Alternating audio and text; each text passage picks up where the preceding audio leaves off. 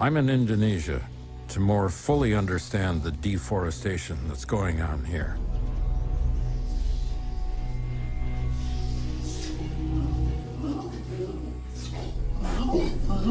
It's an urgent issue because destroying forests emits about the same amount of greenhouse gases as the world's entire transportation sector.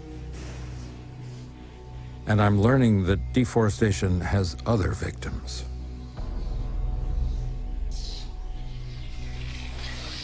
Once you've seen them sitting behind bars like this, it sort of brings the reality home.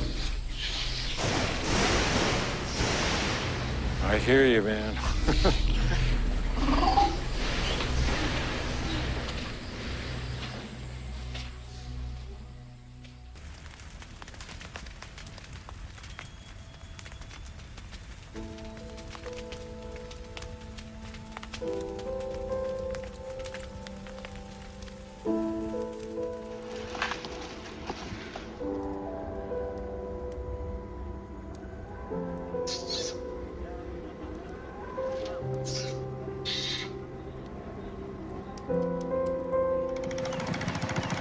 How many animals are on the island?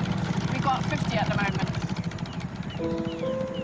Lona Droscher Nielsen founded this refuge 15 years ago. Since then, more than 1,000 orangutans have come here because the forests where they lived were burned to the ground to make room for palm oil and other industries. She has a 2-year-old baby. Oh, you see the baby is with her? Oh, look at that baby, wow. Now they have nowhere else to go. The very small babies, they actually used to stay in my house. I had up to like 36 babies in my house, yes. Hello. Oh, Milani. Milani. Hey, Milani. Hi. Did you wear my hat?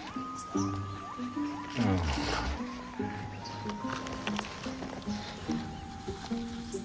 That's an orangutan greeting. Just taking your hand and sniff it.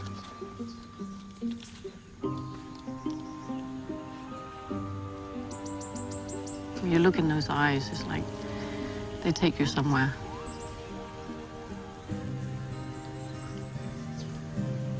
I think she might have fallen in love.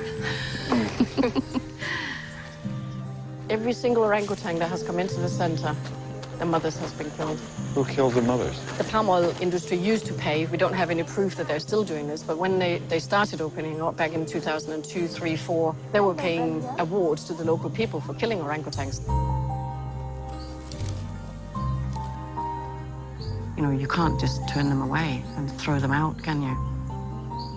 First we took the home away, and then they killed the mothers. And are we then just going to say, no, they're not worth it?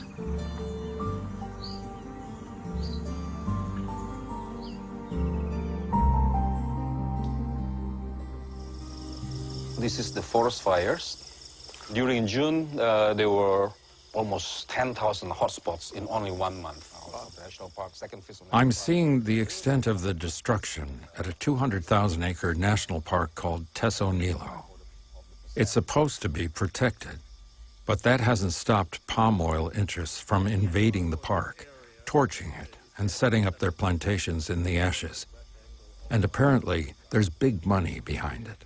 To establish an oil palm plantation, we calculate that you need $5 million to do so. Wow. Right. Well, you don't invest $5 million in something unless it's a lead pipe cinch that it's gonna, that you're gonna get away with it. So there must be some protection at a higher level. some strong politicians in this province or in the district as well are behind this. So they're pretty confident that there's not going to be any enforcement or any kind of punishment for what they've done. Oh, man. 2 members of local parliaments are being investigated for ownership of plantations inside the park. And it's bigger than that. A company called Wilmar, which trades almost half the world's palm oil, has a mill near the park and had been buying from the illegal plantations. Wilmar supplies everyone from Nabisco to Gillette, so there's even a chance that some Tessanilo palm oil has made its way to your local supermarket.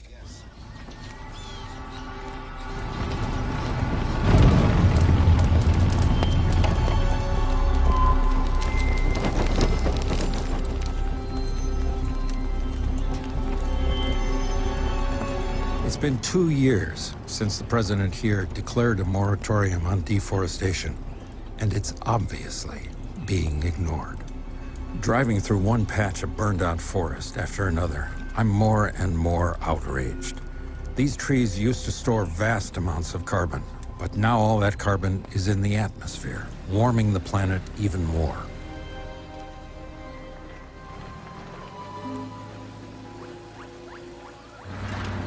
Back at Tesonilo National Park, I'm joined by Kunturo Mangkusubroto, Indonesia's top official in charge of combating deforestation and corruption. This is a national park. This is supposed to be controlled by the government, right? How does that make you feel? I mean... Very sad. Watching this happening here in front of our eyes makes very sad.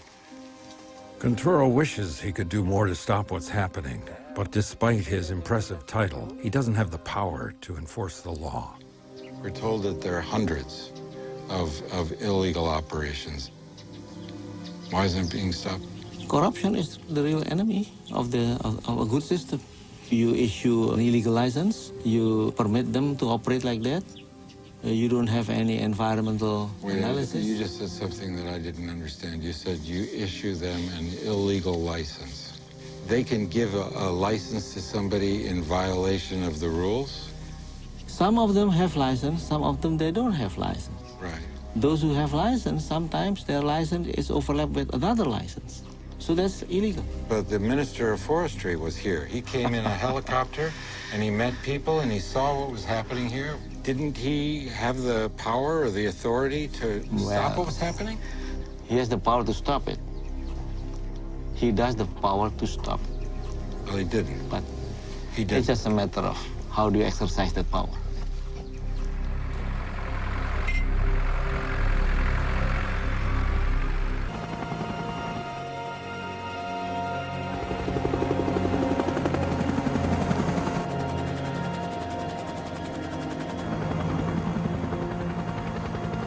This palm oil plantation is owned by Frankie Wijaya, one of Indonesia's richest men. How many acres do you have here?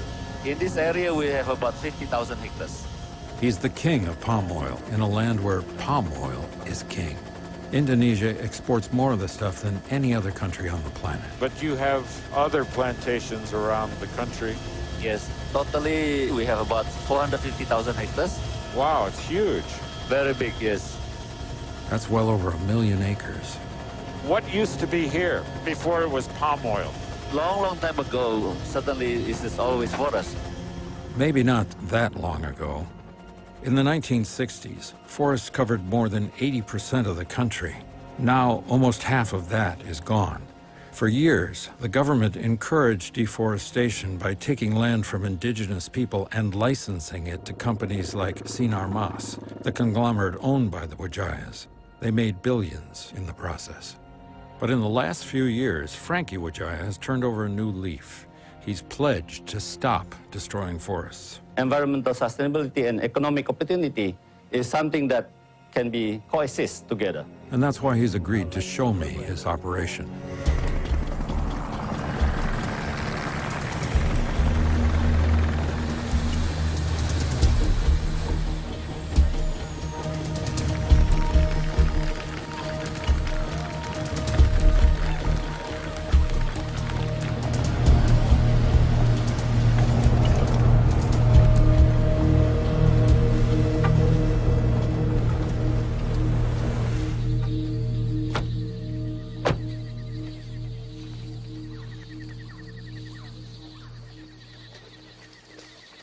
How many times does a tree get harvested? 3 times in Three a month. times in a month? In a month. Wow.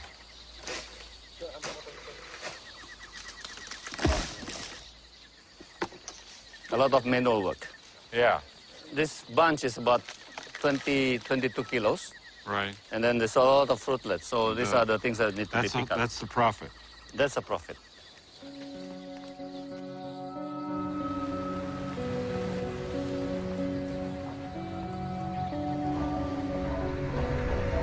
Palm oil's made a huge contribution to the economy of Indonesia. But there's also a flip side, right? Yes. There's been a lot of environmental destruction, and particularly deforestation, which has contributed to greenhouse gas emissions. And some of the wealthiest people in this country were responsible for the most damage. I may want to disagree for that. Because for those big industry or big corporation, certainly they want to be sustainable. Now they do. Now they do. Yes. Did they in the past? Wasn't there an endless supply of forest in their minds or in the minds of the government? And that it was important to get as much income out of that area? And didn't the forest suffer? And didn't your family get enriched and other rich people in this country, hardworking people but rich people? Do you ever feel guilty about that? At that time, the government said, this is okay, you can do this. I know that. So I'm asking you now. Even before the government announced for non-burning, we already announced ourselves 2-3 years earlier. So Frankie, you're an enlightened man. Yes. You know the science, you know business, you have a sense of social responsibility, but still I'm asking the question, do you feel guilty at all? If you know and you do it, then you feel guilty. If you do not know and you do it, and you correct it when you know it, then you don't have to feel guilty. But Frankie didn't just change out of the goodness of his heart. That's only part of the story.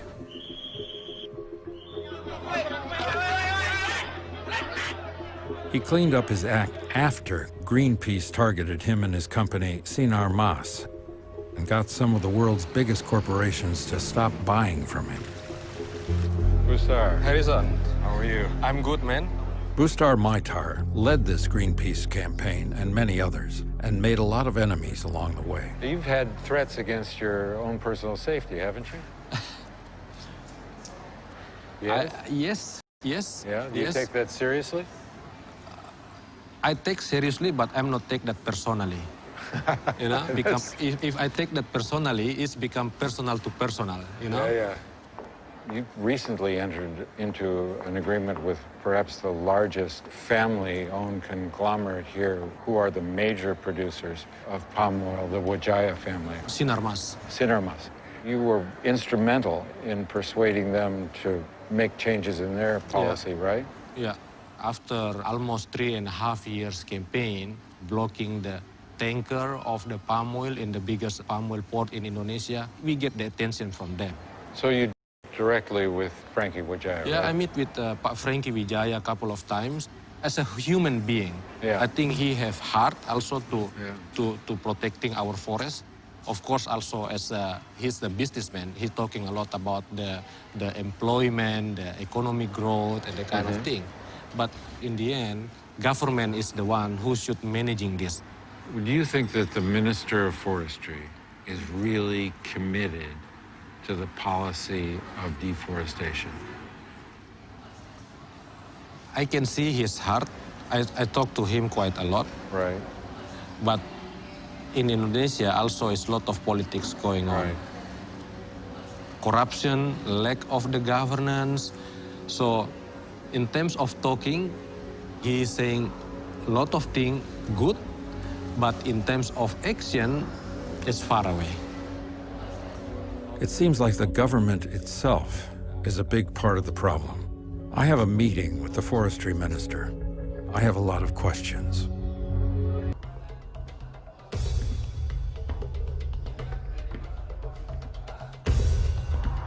Finally, I'm meeting the forestry minister. I have a lot of questions. What's blocking the effort to save that peat forest? The lease of the land from the government. It's not being granted. Why? The Minister of Forestry have to sign this concession rights. Why is Tessanilo almost gone? What about the corruption, the devastation, the complete lack of enforcement?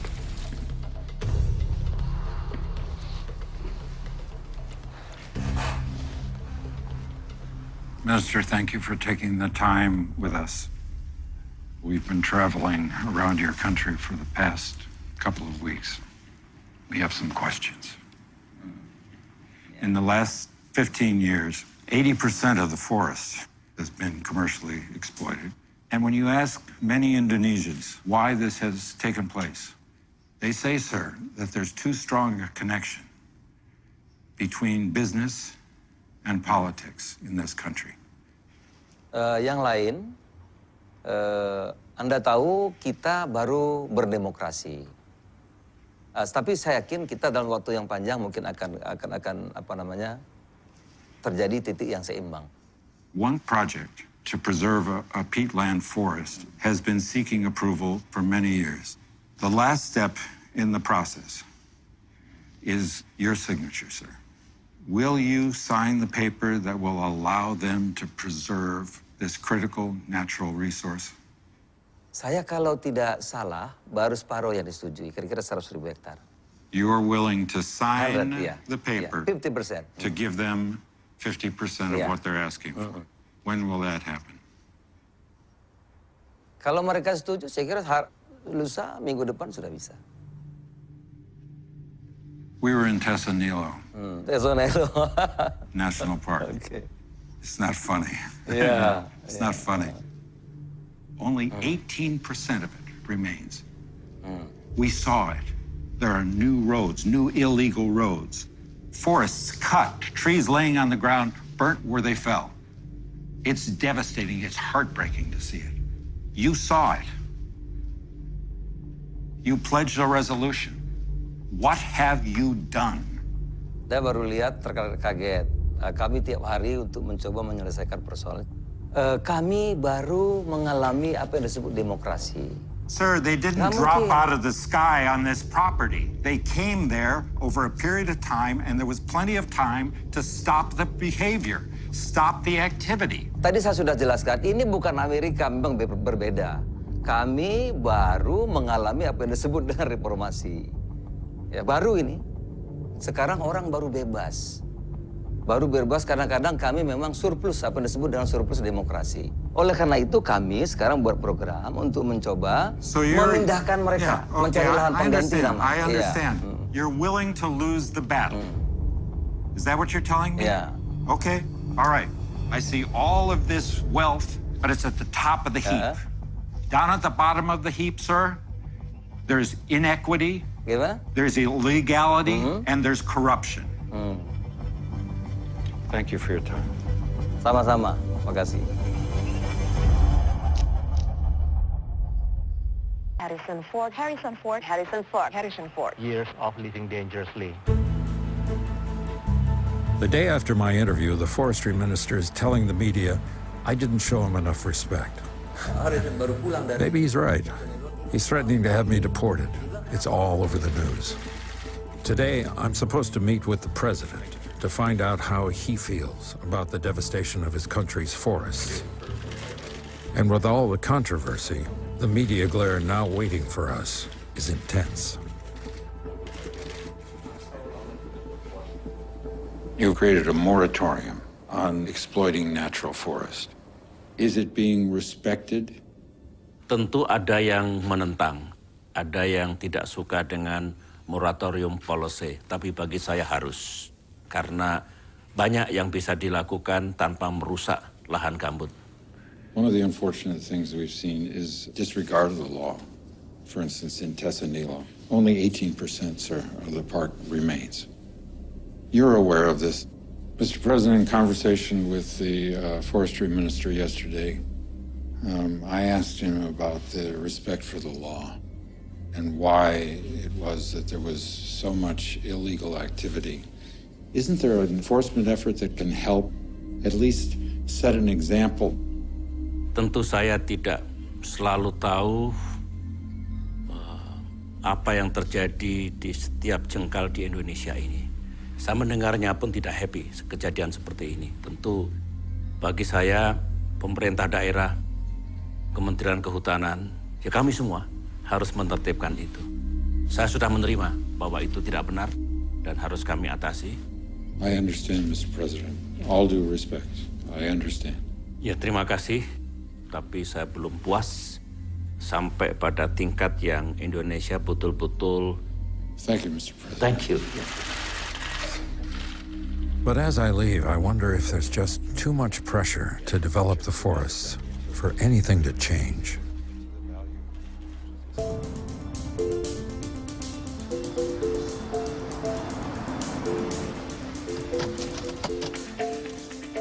Back in California, I'm about to see where palm oil ends up after it leaves Indonesia.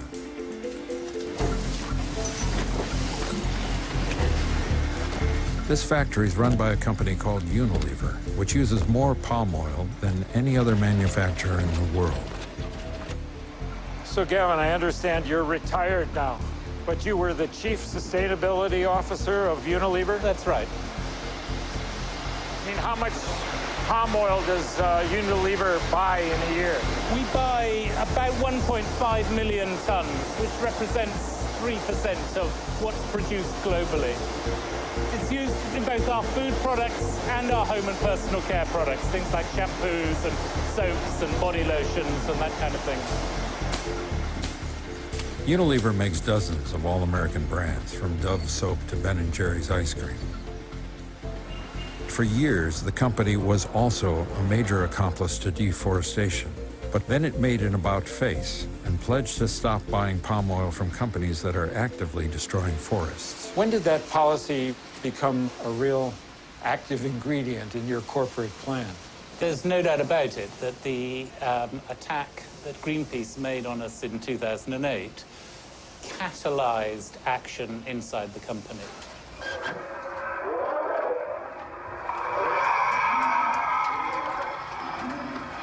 I saw these people climbing the building, and I hadn't a clue what it was. By accident, I happened to be the most senior person in the building that day. And so I had to go down and talk to the Greenpeace guys down there. It was quite a life-changing moment. We changed very fundamentally. Just a month later, the CEO at the time made this public commitment about sourcing all of the palm oil sustainably by 2015. But how can Unilever know that all its palm oil is okay? When I was in Tessanilo National Park, I learned that some of the biggest suppliers, including a giant company called Wilmar, were buying and selling from illegal plantations. We've been to Indonesia, and we've been to Tessanilo. Right now, it's being redeveloped illegally, I must add, as palm oil plantations. The nearest mill to Tessanilo is a Wilmar mill. Unilever buys palm oil from Wilmar. That is true. And Wilmar has refused to take the responsibility for policing its supply chain.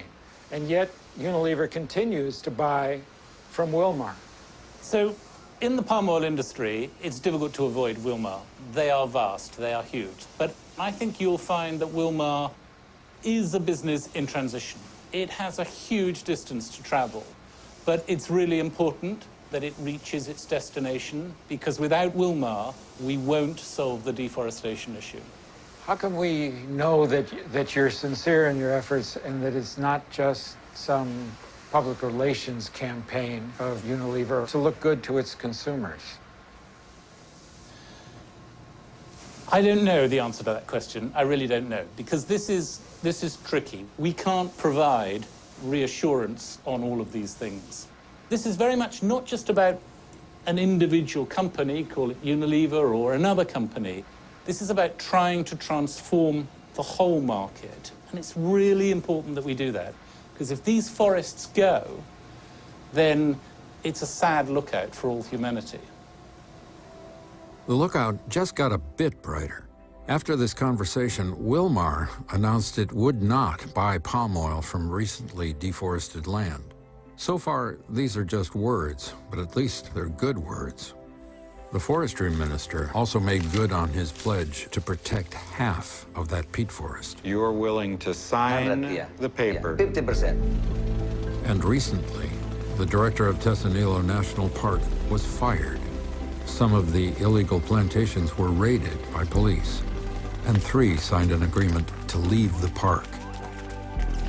It's not nearly enough, but it's proof that things can change. Extinction is happening, and we are watching. People need to see what's going wrong, and they have to be exposed to the mechanisms that can help make it right. You've got to bring to people's hearts and minds an understanding of what's going on out there and the rate of change, or it's all going to be gone, and we'll have no place to live. Our kids will have no place to live.